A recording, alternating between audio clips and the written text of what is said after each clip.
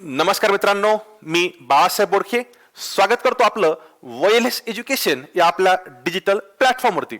मित्रांनो, जवळपास 1.5 ते 2 महिन्यापूर्वी मी एक व्हिडिओ टाकला होता ऑल अबाउट PSI एक्झाम.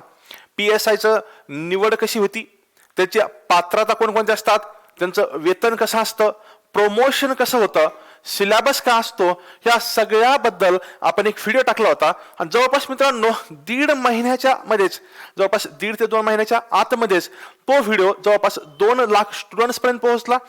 त्याला मिळालेले लाईक्स असतील, त्या व्हिडिओला मिळालेल्या कमेंट्स असतील, त्याच्यामधून एक परत नवीन व्हिडिओ बनवण्यासाठी एक इन्करेजमेंट आम्हाला नेहमीच मिळत असते.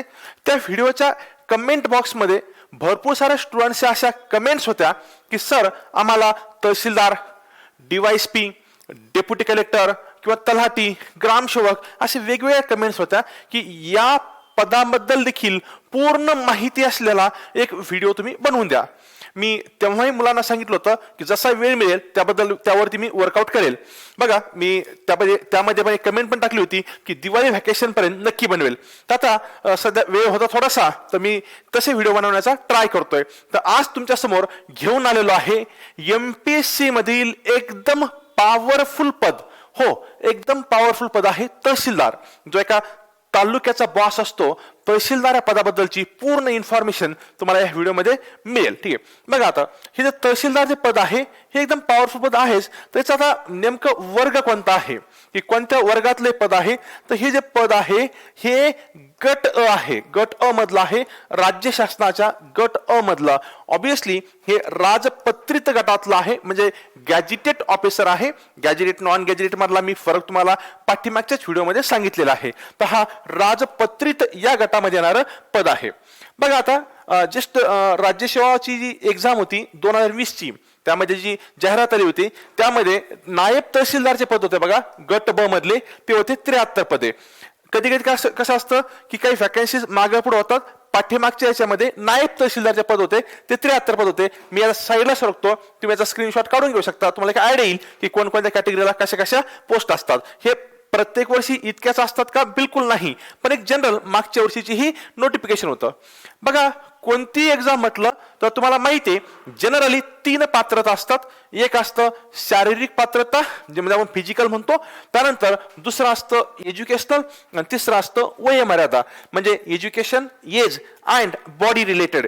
हे 3 जे आहेत, ह्या 3 पात्रता जनरली प्रत्येक परीक्षेला असतात. पण तुमच्यासाठी गुड न्यूज आहे, तहसीलदारसाठी ॲज सच तुमची शारीरिक पात्रता काही विचारलेली नाही. म्हणजे तुम्ही एकदम असे 8 फुटाचे असेल तरी चालता किंवा 4 फुटाचे असेल तरी चालता. तुम्ही एकदम 100 किलोचे आहात तरी चालता, 40 किलोचे आहात तरी चालता, तुमची छाती किती असेल तरी चालतं. म्हणजे शारीरिक पात्रता ॲज सच विचारलेली नाही, म्हणजे इथं ही पात्रता नाही. मग राहिल्या कोणत्या 2 पात्रता? एक आहे शैक्षणिक पात्रता आणि दुसरी आहे वयोमर्यादा. तर बघा, आता शैक्षणिक पात्रता जनरली आपल्या राज्यसेवेची कुठली जरी परीक्षा घेतली आपण, त्याला काय म्हणतो आपण त्याला, की हे ग्रॅज्युएशन पदवी असणं बंधनकारक आहे. मग पदवीला काही पर्सेंटेजची अट आहे का? बिलकुल नाही. तुम्हाला 99% असेल तरी तुम्ही देऊ शकता, तुम्हाला 39% असेल तरी तुम्ही देऊ शकता, 35% असेल तरी देऊ शकता. म्हणजे पदवी असणं कंपल्सरी आहे, पर्सेंटेजची कुठलीही अट नाही. फक्त इंजिनिअरिंग वाले देऊ शकतात असं आहे का? नाही.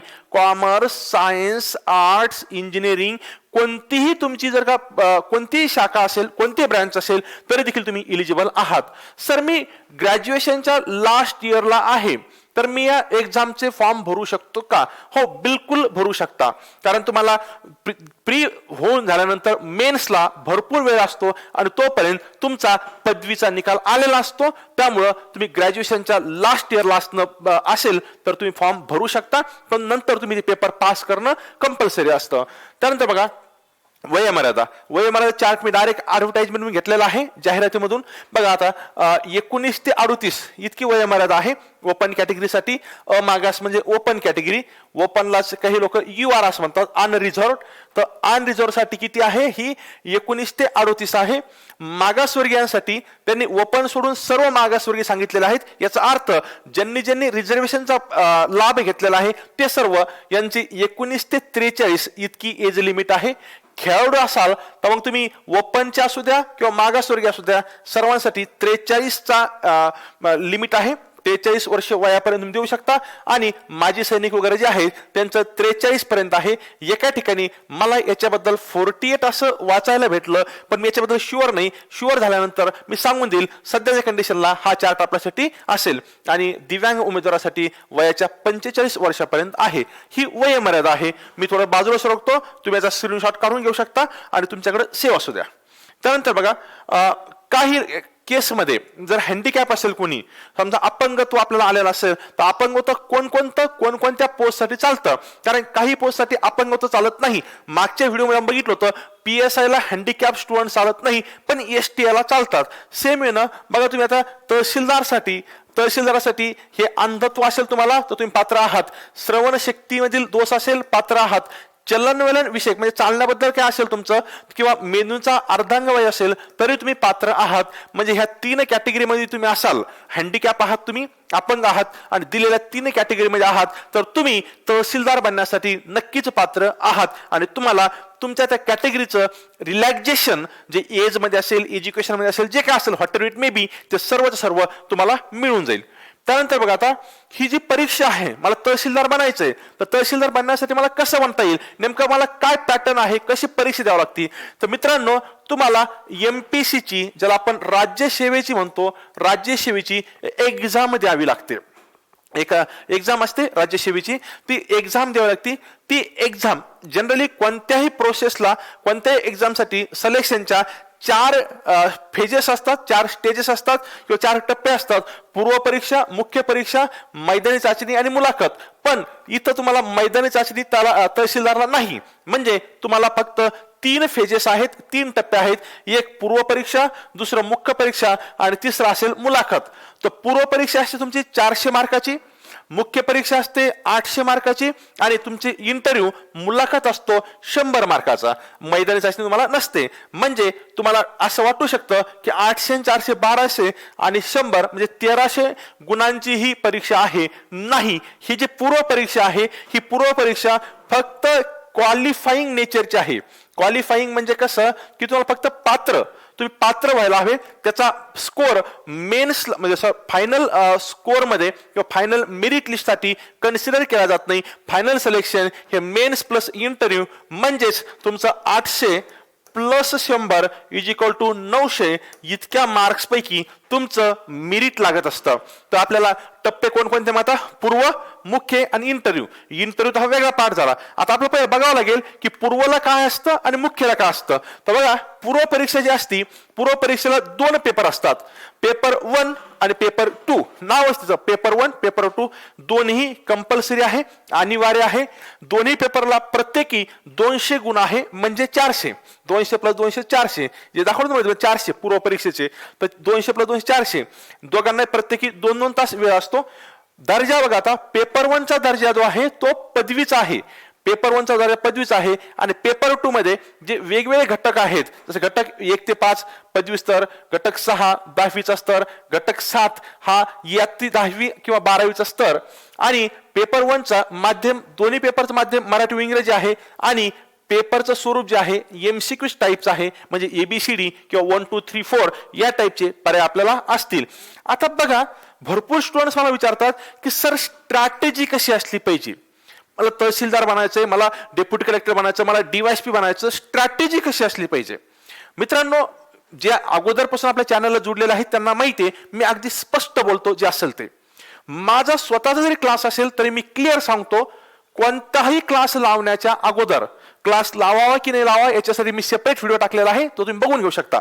त्याची लिंक पण मी या डिस्क्रिप्शन बॉक्समध्ये टाकून देतो. बघा, क्लास लावायचा की नाही लावायचा पुढचा प्रश्न, पण माझं म्हणणं आहे जर तुम्ही नवीन असाल तर बिलकुल क्लास लावायचं नाही.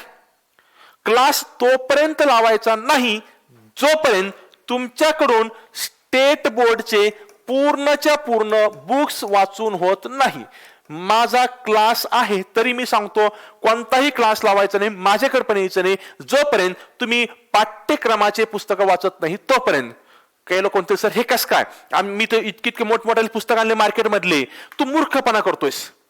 कारण आयोगाने काय सांगितलं की पेपर 1चा दर्जा आहे पदवीचा, पेपर 2चा दर्जा काय 1 ते 5 म्हणजे घटक जे आहे, घटक म्हणजे कोणते बघा हे जे घटक आहे असं घटक इकडचे हे घटक, तर बघा याच्यामध्ये 7 घटक आहे आणि याच्यामध्ये पण 7 घटक आहे. तर त्यांनी पेपर 1चं काय सांगितलं, त्यांनी पेपर 1चा दर्जा आहे पदवीचा, म्हणजे पेपर 1 हा आपला पेपर 1 आहे सामान्य अध्ययनचा जीकेचा. त्याचे घटक कोणते, चालू घडामोडी, इतिहास, महाराष्ट्राचा, भारताचा, जगाचा भूगोल, महाराष्ट्र भारतीय राज्य पद्धती व प्रशासन, आर्थिक व सामाजिक विकास, पर्यावरण संबंधित सर्वसाधारण मुद्दे आणि सामान्य विज्ञान हे विषय आहेत. मी एक एक्झाम्पल घेतो, जसं विज्ञान आहे. आता विज्ञान आहे त्यांनी काय सांगितलं, पेपर 1चा दर्जा आहे पदवीचा, म्हणजे तुम्हाला सामान्य अध्ययन पेपर 1 मधला हा जो 7वा घटक आहे सामान्य विज्ञान, हा तुम्हाला वाचायचा कुठपर्यंत आहे, पदवीपर्यंत, ग्रॅज्युएशन पर्यंत. मग आता मला सांगा, स्टेट बोर्डचे जे जे काही पुस्तकं आहे त्याचा सिलेबस तुम्हाला काय झाला, फिक्स झाला ग्रॅज्युएशन पर्यंत. मग ग्रॅज्युएशन पर्यंत म्हटल्यानंतर 1 ते 4 पहिली ते चौथी मध्ये फार जास्त काही नसतं, म्हणजे मी असं म्हणतो 5वी ते ग्रॅज्युएशन, 5वी ते ग्रॅज्युएशन पर्यंतचे सर्व पुस्तक, किंवा अगोदर स्टार्टिंगला सुरुवात कराल तर 5वी ते 12वी पर्यंतचे पुस्तकं घ्या, पण अगोदर तुम्हाला स्टेट बोर्डचे पुस्तकं वाचावं लागेल, कारण सिलेबस तुमचा तोच आहे. पेपर 2 बघा, पेपर 2 मध्ये घटक 1 ते 5, घटक 6 ते आणि घटक 7, 1 ते 5 पदवी, म्हणजे हे घटक आकलन, संवादन कौशल्य वगैरे वगैरे हे जे 5 घटक आहेत, हे घटक म्हणजे कुठपर्यंत, पदवीपर्यंत. त्यानंतर बघा मूलभूत अंकज्ञान, मूलभूत अंकज्ञान म्हणजे गणित आपलं, हे कितीपर्यंत, 10वीचा स्तर, आणि त्याच्या पुढचा 10वी आणि 12वी, म्हणजे हा तुमचा झाला ग्रॅज्युएशन पर्यंत, हा झाला तुमचा 10वी पर्यंत, आणि हा 10वी किंवा 12वी. म्हणजे गणित जे आहे तुमचं, तुम्हाला 10वी पर्यंतच गणित आहे. जर तुम्ही 12वीचे गणित करत बसले, इंटिग्रेशन डेरिव्हेशन वाचत बसले, हायर जॉमेट्री, हायर ट्रिग्नोमेट्री वाचत बसले, तो सिलेबस आपल्याला 10th पर्यंत नव्हता, आणि यांनी क्लिअर सांगितले की तुम्हाला 10वीचा स्तर आहे. म्हणजे मला सांगायचं काय, दिलेला जो सिलेबस आहे तर सिलेबसला स्ट्रिक्ट तुम्हाला राहावं लागेल, तुम्हाला त्या पुढे जाता येणार नाही. तर सिलेबस तिने ठरवून दिलाय, व्यवस्थित बघून घ्या. मी साईडला सरकतो किंवा साईडला सरकायची गरज नाही, याची पूर्ण मी सिलेबसची पीडीएफ बनवेल, आणि पीडीएफ बनवल्यानंतर आज नाही किंवा उद्या नाही, आणखी 8-10 दिवसानंतर मी टेलिग्रामला पण टाकेल, आणि जे जे लोक मला व्हॉट्सअपला कनेक्ट आहे त्या सगळ्यांना देखील मी पूर्ण सिलेबसची पीडीएफ पाठवून देईल. तर बघा, तर हे तुम्हाला हा सिलेबस आपला पेपर 2. पेपर 2 ला तुम्ही गेले तर मुख्यला हे झालं पेपर 1 पेपर 2, म्हणजे प्री झालं तुमचं. आता मुख्य प्रीचा आपला होता 400 गुणाचा, मुख्य आहे आपला 800 गुणाचा. 800 गुण आहे आणि त्यांना पेपर आहे 6. 800 गुण आहे आणि पेपर किती आहे, 6. बघा 1 आणि 2, पेपर क्रमांक 1, पेपर क्रमांक 2, पेपर क्रमांक 1 आणि पेपर क्रमांक 2 हा मराठीशी रिलेटेड आहे. याचा तुम्ही स्क्रीनशॉट काढून घ्या. काही डिस्क्रिप्टिव्ह क्वेश्चन आहेत, काही ऑब्जेक्टिव्ह क्वेश्चन आहे, प्रत्येकाला किती किती गुण आहे हे डिटेलमध्ये इथं दिलेलं आहे. मी बाजूला सरकतो. हे जे आहे वर्णनात्मक म्हणजे डिस्क्रिप्टिव्ह आहे, एसे, लेटर, निबंध लेखन, पत्रलेखन करावं लागतं, आणि इथं एमसीक्यू टाईपचं म्हणजे थोडक्यात ग्रामरवरती बेस असलेले प्रश्न असतात मराठी आणि इंग्रजीचे. नंतर पेपर 3, 4, 5, 6 पहिले 2 पेपर 100 चे होते, 50 200 आहे डिस्क्रिप्टिव्ह आणि ऑब्जेक्टिव्ह मिळून. जर तुम्ही बघितलं तर 200 मार्कला होते पेपर 1 पेपर 2, आणि मग आता राहिले किती, आपला टोटल पाहिजे 800, त्यातले 200 इथे गेले, राहिले 600. तर बघा 150 मार्काचे 4 पेपर आहेत, आणि या 4 पेपर वरती समोर तुमचं मी म्हणेल की रिझल्ट डिपेंड करतो, कारण खूप मोठा सिलेबस इथं तुमचा हा कव्हर केलेला असतो. आणि बघा मी याचं साईडला सरकतो, दर्जा कोणता आहे, भाषा कोणती आहे वगैरे वगैरे तुम्ही सगळं बघू शकता. पण सर्वांची भाषा मराठी इंग्रजी आहे, दर्जा सर्वांचा पदवीचा आहे, सगळ्यांना टाइम 2 तास आहे, आणि सर्व क्वेश्चन हे एमसीक्यू टाईपचेच आहेत, आणि मार्क्स तुम्हाला किती आहे, 150 आहे. याचे प्रत्येकाचा डिटेलमध्ये जर तुम्हाला बघायचं असेल की सिलेबस कसा आहे, तर मी टेलिग्रामला याची सिलेबसची पीडीएफ टाकून देईल. पण मला सांगायचं काय सध्या शॉर्टमध्ये, की तुम्हाला तहसीलदार व्हायचं असेल, तुम्हाला किती टप्प्यात परीक्षा देणे, टप्पा 1, टप्पा 2, टप्पे 3. टप्पा 1 मध्ये प्री परीक्षा, पूर्व परीक्षा किती मार्काची, 400. मुख्य किती मार्काची, 800. आता मुख्यला 800 ला तुम्हाला परत 2 भाषांमध्ये डिवाइड आहे, 2 पार्ट मध्ये डिवाइड आहे, मराठी इंग्रजी 200 मार्काचं, आणि 600 मार्काचे 4 सब्जेक्ट, 400 आणि 800, आणि 100 मार्काचे काय आपल्याला मुलाखत आहे. आणि पूर्वचे मार्क हे फायनल सिलेक्शनच्या वेळी कन्सिडर केला जात नाही. हा आपला सिलेबस झाला. इंटरव्ह्यू किती मार्क्सला आहे, तर 100 मार्कला आहे. आता बघा तहसीलदार तुम्हाला बनायचंय, तर तुम्हाला हा एकमेव मार्ग आहे का की तुम्हाला राज्यसेवेच्या जाहिरातीमधून किंवा राज्यसेवेचे ऍड आल्यानंतर तहसीलदार म्हणता येतं? बिलकुल नाही. एक मार्ग हा झाला की तुम्हाला महाराष्ट्र लोकसेवा आयोगाद्वारे आपण जी एक्झाम होते त्या एक्झामनं तुम्ही तहसीलदार बनू शकता. दुसरं, तुम्हाला तहसीलदार बनायचं असेल तर तुम्हाला नायब तहसीलदार तुम्ही असाल तर प्रमोशन तुम्ही तहसीलदार बनू शकता. आणि नायब तहसीलदारसाठी तुम्हाला क्लर्क पासून प्रमोशन घेऊन देखील तुम्ही बनू शकता. मग थोडक्यात काय, नायब तहसीलदार देखील तहसीलदार बनू शकतो किंवा डायरेक्ट तुम्ही तहसीलदार बनू शकता. दोन्ही प्रकारे तुम्हाला तहसीलदार बनता येईल.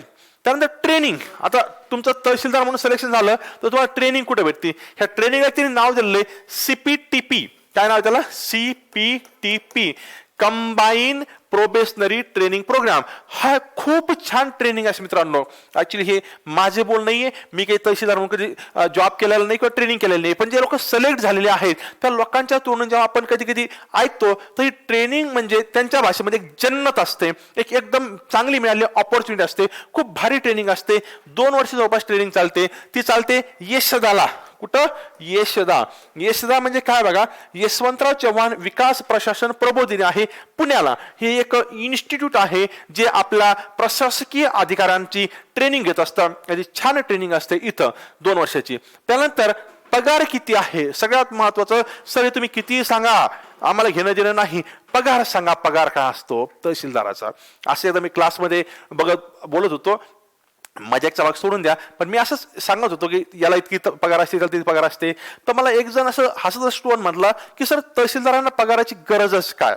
आपल्याला तो पॉईंट डिस्कस करणं चुकीचं ठरेल, पण ती फॅक्ट आहे. मी सगळेच अधिकारी करप्ट आहे असं म्हणत नाही, पण भरपूर सारे अधिकारी असे ज्यांना पगार काढायची गरजच पडत नाही. पण आपल्याला त्या फंदात पडायचं नाही. पण तुमचा जो पगार आहे तो 70 ते 75 हजाराच्या आसपास असेल इन हँड सॅलरी तुमची जॉईनिंगच्या वेळी. ते वेगवेगळे मॅट्रिक्स असतात, पी स्केल असतात, पण त्याचं घेणं देणं नाही. साध्या सरळ भाषेमध्ये इतकं पेमेंट तुम्हाला मिळतं. सर पोस्टिंग कुठं होती, आम्हाला कुठं पोस्ट केलं जाऊ शकतं? महाराष्ट्रातल्या कोणत्याही जिल्ह्याच्या कोणत्याही तालुक्यामध्ये तुमची पोस्टिंग होऊ शकते. थोडक्यात कोणत्याही जिल्ह्यामध्ये महाराष्ट्रात तुमची कुठेही पोस्टिंग केल्या जाऊ शकते. ट्रान्सफरचं काय सर? आणि ट्रान्सफर होतात का नाही होतात? बिलकुल होतात. तुमची ट्रान्सफर 3 वर्षांनी होऊ शकते किंवा 6 वर्षांनी. तुमचा तालुका बदलून भेटू शकतो मला 3 वर्षांनी किंवा 6 वर्षांनी. तुमचा महसुली संवर्ग जो तुमचा महसुली भाग आहे किंवा तुमचा विभाग आहे तो विभाग देखील तुम्हाला 6 वर्षानंतर बदलून भेटू शकतो. म्हणजे 3 आणि 6 या वर्षाने तुमच्या ट्रान्सफर होऊ शकतात. नंतर बघा सर प्रमोशन कसे आहेत की नेमका आम्ही प्रमोशन याच्यामध्ये आहेत का? मी साधं आणि सरळ सांगेल तुम्हाला, तुम्ही प्रमोशन थ्रू या ठिकाणी खूप वरती जाऊ शकता. अगदी 15 वर्षामध्येच तुम्ही डेप्युटी कलेक्टर पर्यंत जाऊ शकता. डिपेंड करतं तुमच्या ज्येष्ठता कशी आहे, म्हणजे तुम्ही किती वरिष्ठ आहात, तुमचा एक्सपिरियन्स किती आहे, किती वर्ष सर्व्हिस केली तुम्ही, तुमच्या जात प्रवर्गाच्या जागा किती आहात, म्हणजे तुमची कॅटेगरी जी आहे कॅटेगरीच्या जागा किती आहात, म्हणजे कॅटेगरी, जागा आणि तुमची ज्येष्ठता या गोष्टीवर डिपेंड करतं तुमचं प्रमोशन कसं व्हायचं. पण साधारणतः 15 वर्षी जर तुम्ही सर्व्हिस केली तर तुम्ही डेप्युटी कलेक्टर या पदापर्यंत नक्कीच जाऊ शकता. प्रमोशन बघा हे तर आपल्याला माहिती आहे, नायब तहसीलदार म्हणतो. तहसीलदार म्हणल्यानंतर जिल्हाधिकारी गट अतिरिक्त जिल्हाधिकारी गट याच्यामध्ये थोडेफार काही चेंजेस असतात. काही ठिकाणी ते वेतन श्रेणी असं नाव टाकतात ते, पण थोडक्यात काय नायब तहसीलदार, तहसीलदार, जिल्हाधिकारी आणि अतिरिक्त जिल्हाधिकारी किंवा याच्यामध्ये थोडाफार चेंजेस होऊ शकतो. पण या प्रकारचं तुमचं प्रमोशन असू शकतं. त्यानंतर बघा कार्य काय सर, काय काय काम करायचं तहसीलदारला? तहसीलदार म्हणजे फक्त वाळूच्या ट्रक किंवा वाळूच्या ट्रॅक्टर कडे लक्ष देणारा व्यक्ती नसतो. काही लोकांचं तेच म्हणणं असतं की त्यांना वाळूचा शिवाय दुसरं काही सुधरत नाही, तो पार्ट वेगळा, आपल्या घेणं देणं नाही. बघा तालुक्यातील प्रशासनाचा केंद्रबिंदू असतो. ठीक आहे, हा जो तहसीलदार असतो हा काय असतो? तालुक्यातील प्रशासनाचा केंद्रबिंदू आहे. हा इक्विव्हॅलंट असतो कलेक्टरच्या. म्हणजे जिल्ह्याचा जो कलेक्टर जसा बॉस असतो तसा तालुक्याचा बॉस कोण असतो? तर हा आपला तहसीलदार असतो. ठीक आहे, गौण खनिजाचं उत्खनन, त्याची परवानगी द्यायची, त्याचं कंट्रोल करायचं, किती प्रमाणात गौण खनिजाचं उत्खनन करायचं. गौण खनिज मला कळत असेल तर साध्या सरळ शब्द सांगतो, वाळू लक्षात घ्या तुम्ही. वाळू असेल किंवा खडी असेल, जे काही प्रकार असेल तर वाळू उपसा वगैरे किती प्रमाणात करायचा, काय परवानगी कशी द्यायचं, हे सगळं तहसीलदाराचं काम. महसूल वसुलीचं काम देखील तहसीलदारचं असतं. ठीक आहे, बघा आणेवारी काढणे, गावाकडच्या मुलांना अशा तुम्ही असेल आणेवारी काढणे, कारण आणेवारी वरतीच दुष्काळाची परिस्थिती ठरवल्या जाते. आणेवारी किती आहे त्याच्यावर डिपेंड करतं दुष्काळी परिस्थिती जाहीर करायचं किंवा नाही करायचं. तालुका दंडाधिकारी म्हणून देखील हा काम करू शकतो. जरी याच्याकडे हा लॉचं कुठलंही नॉलेज नसेल, कायद्याचं नॉलेज नसताना देखील हा व्यक्ती काय म्हणून तालुका दंडाधिकारी म्हणून काम करू शकतो. हा समन्स पाठवू शकतो, दंड करू शकतो, अटक वॉरंट जारी करू शकतो. काही केसेसमध्ये त्यांना ते अधिकार देण्यात आलेले आहेत. त्यानंतर बघा आपत्ती व्यवस्थापन, जसं आता कोरोनाची कंडिशन आहे, कोरोनाच्या कंडिशनमध्ये भरपूर सारे डिसिजन स्थानिक लेवलला घ्यावं लागतात, स्थानिक लेवलला प्रशासनाला ते निर्णय घ्यावे लागतात. तर सगळ्या आपत्ती व्यवस्थापनाचे सर्व तालुक्याचे सर्व निर्णय घेण्याची जबाबदारी, घेण्याचा अधिकार पूर्णपणे हा तहसीलदारला असतो. एखाद्या शेतकऱ्याला असेल, एखाद्या कुठल्याही घटनेमध्ये नुकसान भरपाई कोणाला किती द्यायची, कोणत्या बेसिसवर द्यायची, हे सगळं ठरवणारा कोण असतो? तहसीलदार असतो. शासकीय योजनाची अंमलबजावणी, सर्व शासकीय योजना हे आपल्या तहसील ऑफिस म्हणून चालतात आणि त्याची अंमलबजावणी करणारा हा तहसीलदारच असतो. त्यानंतर बघा भूमी लेखाबाबतचे निर्णय असतील, नायब तहसीलदार, मंडळ अधिकारी यांच्याकडून कार्य करून घेणार असेल, कारण नायब तहसीलदार आणि मंडळ अधिकारी यांचा बॉसच कोण असतो? तहसीलदार असतो. स्वस्त धान्य दुकानदार जे असतात, जे खूप काळा बाजार करतात, आपल्याकडे, माझ्या गावाकडे आहे, तुमच्या गावाकडे आहे, सगळीकडे, तर ह्या लोकांवरती वाच ठेवण्याचं काम हे तहसीलदारचं असतं. त्यानंतर तुम्हाला भरपूर सारे कॅटेगरी सर्टिफिकेट लागतात. सर्व तुम्ही जे सर्टिफिकेट्स काढतात हे आपल्याला तहसील ऑफिस म्हणून काढावं लागतात आणि त्याच्यावरती सही सिक्का जो असतो तो याच तहसीलदाराचा असतो. तालुका दंडाधिकारी मी याच्याबद्दल बोललो तुम्हाला, आणि समन्स पाठवणे वगैरे वगैरे ते पण तुम्हाला अगोदर बोललोय. आता तुम्ही तहसीलदार झाल्यानंतर तुम्हाला काय भेटणार, बरोबर आहे, काय मिळणार हे सर्वात महत्वाचं आहे. तर सर्वात महत्वाचं बघा, ज्या लोकांना खरंच जेन्युइनली की समाजासाठी कार्य करायचं आहे. आपण आज बघतोय तहसील कार्यालयात असेल, तुम्ही बघा तुम्हाला साध्या साध्या कामासाठी पैसा वाचावा लागतो. दलाली सगळीकडे दलाली सगळीकडे पेरल्या गेलेली आहेत, तुम्हाला प्रत्येक गोष्टीला पैसा लागतो. जर तुम्हाला खरोखर जेन्युइनली लोकसेवा करायची असेल तर लोकसेवेची संधी उपलब्ध करून देणारी पोस्ट आहे तहसीलदार. तुम्ही सिस्टम बदलू शकता, सर्व दलाली तुम्ही बदलून टाकून शकता पूर्णची पूर्ण. मान सन्मान तर आहेच, तेवढं डाऊटच नाही. तहसीलदार म्हटल्यानंतर मान सन्मान येणारच आहे. एक प्रकारे तुम्ही तालुक्याचे बॉस ठरता, तालुक्याचे पूर्ण कारभारी तुम्ही आहात, तालुका तुम्ही चालवणारे व्यक्ती तुम्ही आहात, ठीक आहे. त्यानंतर आणि त्यामुळे तुम्ही दरारा तर असणारच आहे. सर्वात महत्त्वाचं पेमेंट तर आहेच. 75,000पर्यंत तुम्हाला इन कॅश पेमेंट मिळतंय.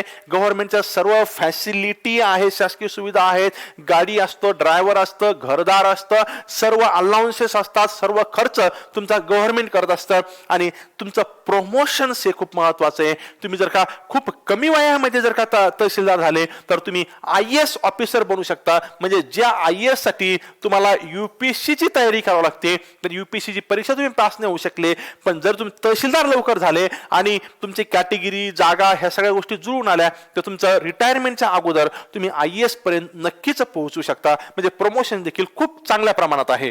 त्यानंतर याचे चॅलेंजेस कोणकोणते आहेत, की कोणकोणत्या गोष्टी आहेत की ज्या आपल्यासाठी डिफिकल्टीज आहेत. तर पहिल्यात मोठं आहे की बघा, मी जवळपास सर्वच प्रशासकीय जे पद आहेत त्या सर्वांसाठी ही लाईन कॉमन असेल. माझे सगळे व्हिडिओ तुम्ही बघताल त्यामुळे ही लाईन तुम्हाला कॉमन दिसेल. कारण प्रोफेशनल लाईफ आणि फॅमिली लाईफ जुळून आणणं किंवा थोडंसं त्याला इक्विलिब्रियम साधणं किंवा समतोल साधणं थोडंसं डिफिकल्ट जातं. म्हणजे थोडक्यात एक साधं सरळ तुम्हाला लॉजिक सांगतो. एखादा चांगला काम करणारा जर का तहसीलदार असेल तर बिचाराची काय होते की बदली होते 5-5, 6-6 महिन्याला, 1-1 वर्षाला. समजा ते बिचाराची मुलगा किंवा मुलगी आहे लहानी बिचारी, ती दुसरीला किंवा तिसरीला काय शाळेत आहे. जसं आता मी औरंगाबादचा आहे, समजा मी असं कन्सिडर करतो औरंगाबादच्या XYZ शाळेमध्ये त्या व्यक्तीचा म्हणजे तहसीलदारचा मुलगा किंवा मुलगी बिचारी शिकते. आता हे बिचाराचं प्रमोशन इथून जर घेतलं तर राजकीय लोक काय करतात, सूडबुद्धीनं त्याची ट्रान्सफर लगेच भंडाऱ्याला करतात. म्हणजे बिचाराला आपलं सगळं फॅमिली घेऊन तिकडे जावं लागतं. आता समजा 6 महिने झाले त्या लेकराला शाळेत टाकून इथं, तर मग त्या बिचाराला त्या मुलाला किंवा मुलीला तिकडे देखील घेऊन जाता येत नाही आणि याला फॅमिली पूर्ण इकडे ठेवता येत नाही. म्हणजे फॅमिली पूर्ण डिस्टर्ब होते. तर तुम्हाला हा समतोल साधणं हे खूप गरजेचं आहे. हे खूप चॅलेंजिंग काम आहे. काही इमानदार जे अधिकारी आहेत त्या इमानदार अधिकाऱ्यांना ट्रान्सफरचा मोबदला मिळतो. म्हणजे इमानदार अधिकारी असेल तर इमानदार अधिकाऱ्यांना बिचारांना ट्रान्सफरच मिळते. अतिशय संवेदनशील पोस्ट आहे की भरपूर सारे डिलिकेट नाजूक कामं जे असतात ते तुमच्या हातून हाताळायचे असतात तुम्हाला. त्यामुळं इथं संवेदनशील पोस्टवर तुम्ही काम करताय. त्यानंतर बघा तुम्हाला इलेक्शन ड्युटी हेडेक आहे बघा, डोकेदुखी. कारण इलेक्शनचा सर्व तालुक्याचा जो भार असतो हा तहसीलदारावर असतो. तर ही एक प्रकारची हेडेक असते, डोकेदुखी असते. जोपर्यंत इलेक्शन होत नाही तोपर्यंत कोणताच तहसीलदार, कोणताच जिल्हाधिकारी हा निवांत झोपू शकत नाही, कारण त्यामध्ये खूप रिस्क असते. त्यानंतर जोखीम तर आहेच. जर एखादा वाळू माफी असेल, ते वाळू माफायची तुम्हाला जर का समजा तहसीलदार गेला तिथे ट्रॅक्टर किंवा ट्रक हे करायला, अडवायला किंवा त्याच्यावरती कारवाई करायला, तर हे नालायक लोक त्या तहसीलदारच्या अंगावरून देखील तो ट्रक घालायला मागापुढे बघत नाही. जोखीम भर काम तर आहेच ते. आणि इमानदारीने काम करायचं असेल तर जीवावर खेळावं पण लागते भरपूर ठिकाणी. आणि राजकीय दबाव तंत्र हा एक मोठा फॅक्टर दुर्दैवानं आपल्या महाराष्ट्रात म्हणून नाही पूर्ण भारतामध्ये आढळतोय, की कोणत्याही प्रशासनामध्ये काम करत असेल तर तुम्हाला हातात येणं गरजेचं आहे. या अशा प्रकारे बघा की तुम्हाला आपण डिस्कस केलं की नेमकं तुम्हाला तहसीलदार बनायचंय तर कोणकोणत्या एक्झाम द्यावं लागतील, कसं कसा पॅटर्न असेल, प्रमोशन कसं होतं, वेतन कसं होतं, ट्रान्सफर कसं होतं, टोटल आपण डिटेलमध्ये डिस्कस केलेलं आहे. असेच आणखीन व्हिडिओ येतील वेगवेगळे. मी आता दिवाळीच्या व्हॅकेशनमध्ये हे बनवणारच आहे. असे वेगवेगळे व्हिडिओ तुम्हाला मिळण्यासाठी भरपूर लोकांचं असं म्हणणं आहे की सर आम्हाला अपडेट मिळत नाही. आम्ही चॅनलला सबस्क्राईब केलेलं आहे. तुम्ही बघा नवीन असाल तर चॅनलला फक्त सबस्क्राईब करू नका. सबस्क्राईबच्या शेजारी जे बेल आयकॉनचं बटन आहे ते बेल आयकॉनचं बटन जर का तुम्ही प्रेस केलं, म्हणजे ती घंटी जर दाबली तुम्ही, तरच तुम्हाला नवीन नोटिफिकेशन येईल. व्हिडिओ आवडला असेल तर मित्रांनो प्लीज लाईक करा, व्हिडिओ शेअर करा आणि चॅनलला नवीन असाल तर चॅनलला सबस्क्राईब करायला मात्र विसरू नका. Thank you very much. भेटूयात आपण लवकरच.